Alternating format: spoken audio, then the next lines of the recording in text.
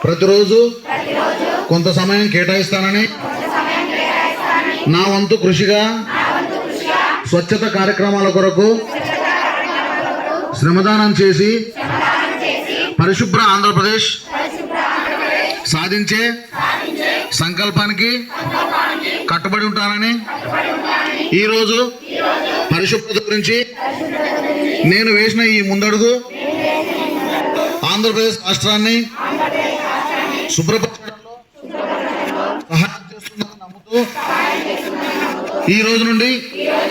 నా తోటి వారికి కూడా ప్రకృతి పచ్చదనం యొక్క ప్రాముఖ్యతను మరియు హరితాంధ్రప్రదేశ్ పై అవగాహన కల్పించే దిశగా